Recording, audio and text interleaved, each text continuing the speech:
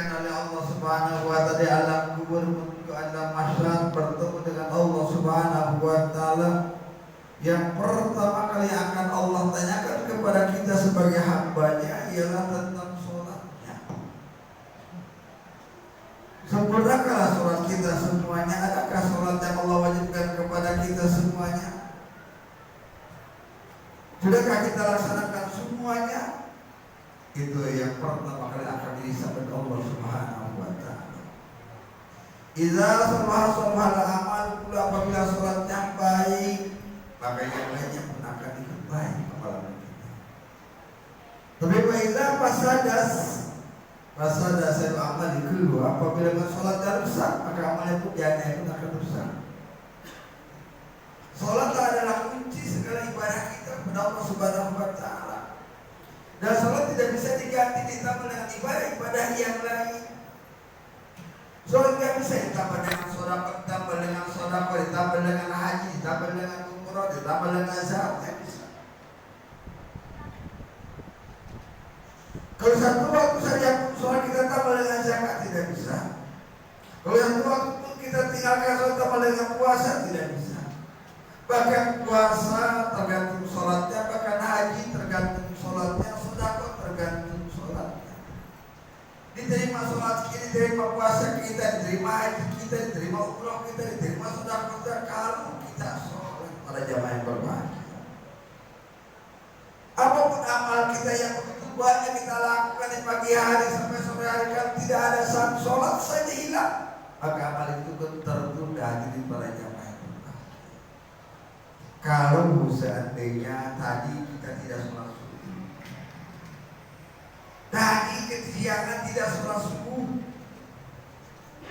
berangkat menuju kantor, di perjalanan ketemu dengan orang yang minta-minta kita keluarkan uang 200.000 kasih dia sedekah. Lalu jadikah sedekah yang 200.000 tanpa sholat subuh? Kan tidak, para jamaah yang berbahagia. Sia-sia apapun yang kita perbuat, kita lakukan hanya karena tidak sholat subuh. Pada banyak amal-amal kita yang kita lakukan setelah itu, namun karena sholat subuhnya tidak ada, maka yang lainnya pun akan hilang pada jamaah yang berbahagia. Maka oleh karena itulah di jamaah yang berbahagia, sholat adalah merupakan kunci dari ibadah kita.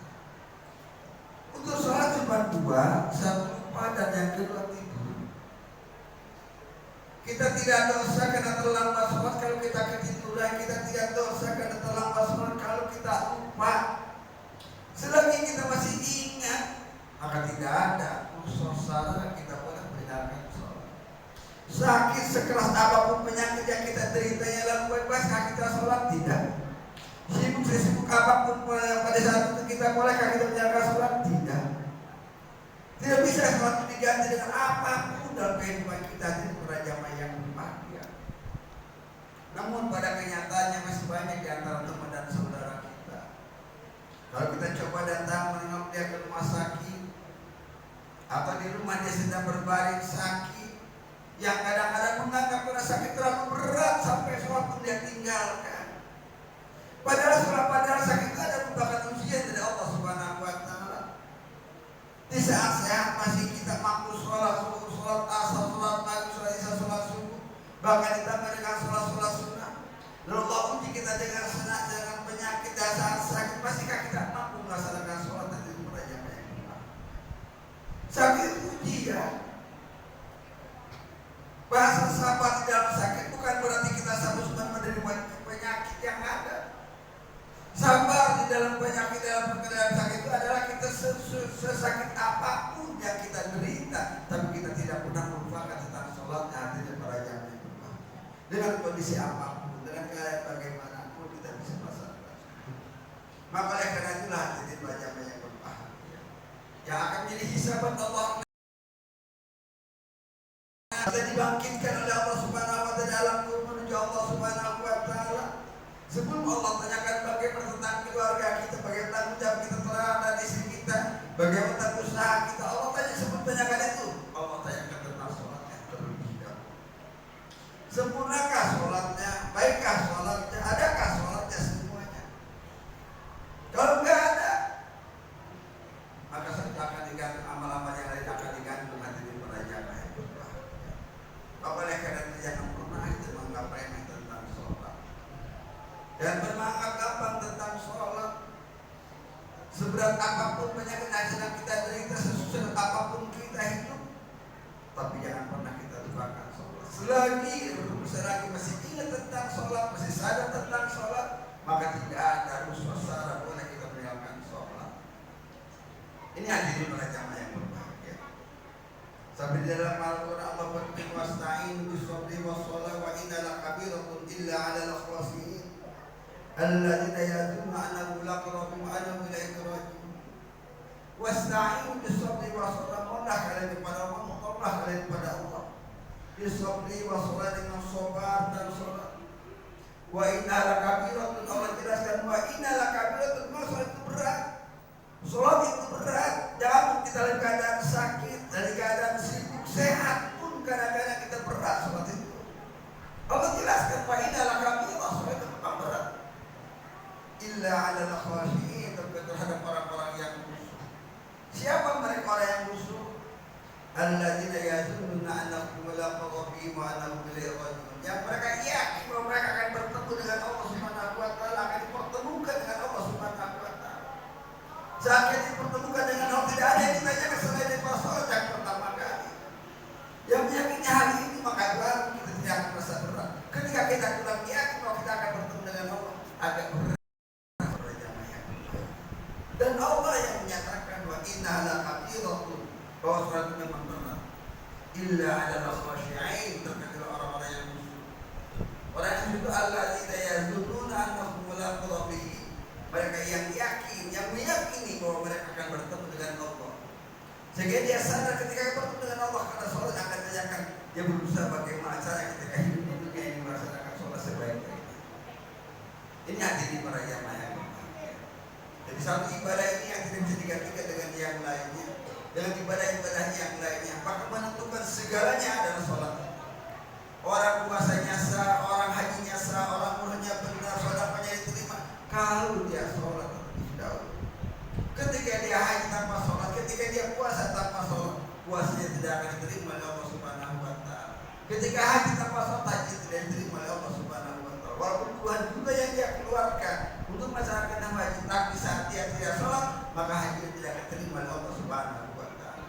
Oleh karena itulah hadirin para jamaah yang berbahagia, jadikanlah sholat sebagai penolong untuk diri kita. Ada apapun kita, kesulitan apapun kita, dekatkan diri kita dengan sholat. Dengan sholat itulah Allah akan berikan jalan keluar dari segala kesulitan yang ada dalam diri kita. Mudah-mudahan kita sebagai sadar Allah Subhanahu wa taala, memiliki kemampuan Allah Subhanahu wa taala, yang kita bisa melaksanakan sholat dengan sebaik-baiknya.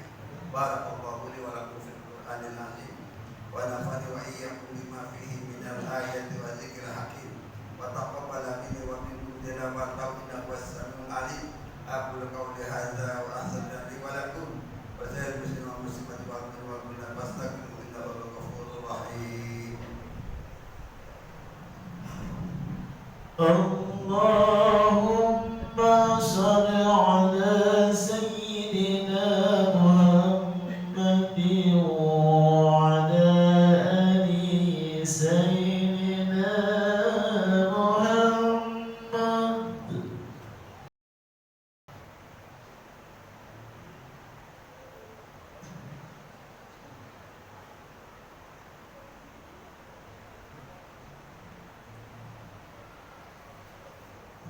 Alhamdulillah.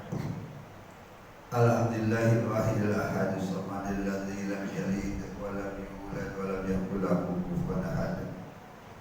Asyhadu an la ilaha illallah wahdahu la syarika lahu wa asyhadu anna Muhammadan 'abduhu wa rasuluhu la nabiyya ba'dahu.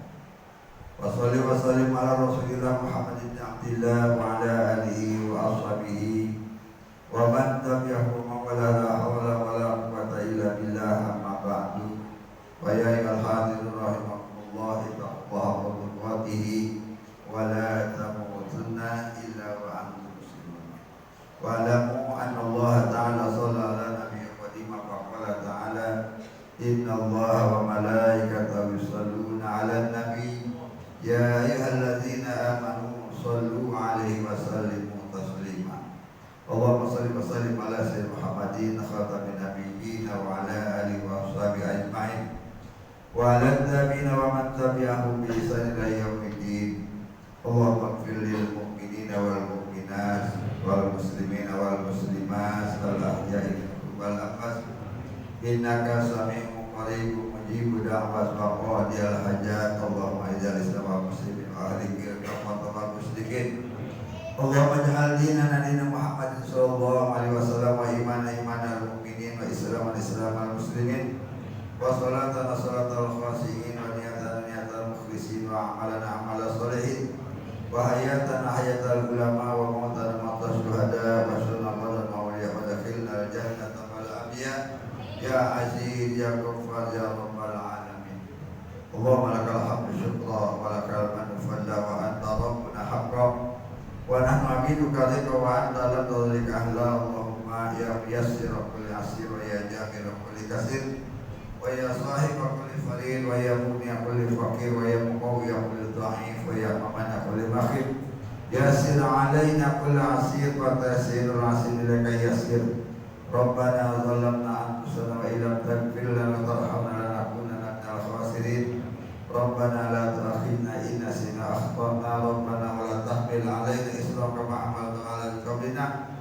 Rabbana wa la tuhammilna ma la taqdara bihi wa'fu 'anna waghfir lana warhamna anta maulana fansurna 'alal qawmil kafirin. Rabbana atina fid dunya hasanah wa fil akhirati hasanah wa qina adzabannar. Ibadallah, innallaha ya'muru bil 'adli wal ihsani wa